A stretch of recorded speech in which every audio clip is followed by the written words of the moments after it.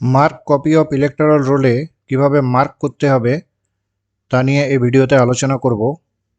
একদম উপরে বাঁ দিকে আপনারা দেখতে পাচ্ছেন এটি একটি মেল ভোটার এবং এই মার্কড কপিতে এরকম ডায়াগোনালি বা কোনাকুনি ভাবে কেটে দেওয়া হয়েছে।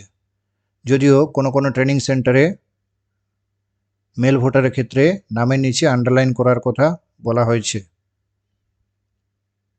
তো আপনার ট্রেনিং সেন্টারে যেরকম ভাবে ইনস্ট্রাকশন দিয়েছে সেই অনুযায়ী আপনাকে কাজ করতে হবে। যদি ফিমেল ভোটার হয় তাহলে সেক্ষেত্রে এরকম কোনাকুনি বা ডায়াগোনালি কেটে দিতে হবে এবং সিরিয়াল নাম্বারের ঘরটিতে গোল দাগ দিতে হবে অথবা নামের নিচে আন্ডারলাইন করতে হবে এবং এখানে সিরিয়াল নাম্বারের ঘরটিতে গোল দাগ দিয়ে দিতে হবে ফিমেল ভোটারের ক্ষেত্রে, অথবা ডায়াগোনালি কেটে টিক মার্ক দিতে পারেন সিরিয়াল নাম্বারের পাশে ফিমেল ভোটারের ক্ষেত্রে।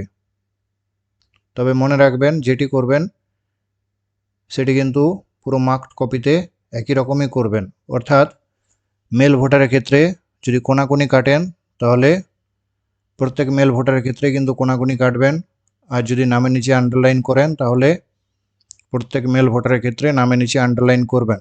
একইভাবে ফিমেল ভোটারের ক্ষেত্রে যদি কোনাকুনি কাটেন এবং গোল দাগ দেন তাহলে সমস্ত ফিমেল ভোটারের ক্ষেত্রেই তাই করবেন।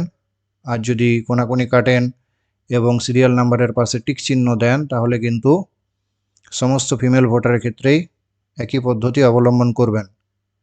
একইভাবে থার্ড জেন্ডারের ক্ষেত্রে কোনাকুনিভাবে কেটে দিতে হবে এবং সিরিয়াল নাম্বারের পাশে স্টার চিহ্ন দিতে হবে অথবা নামের নিচে আন্ডারলাইন করতে হবে এবং সিরিয়াল নাম্বারের পাশে স্টার চিহ্ন দিতে হবে থার্ড জেন্ডার ভোটারের ক্ষেত্রে।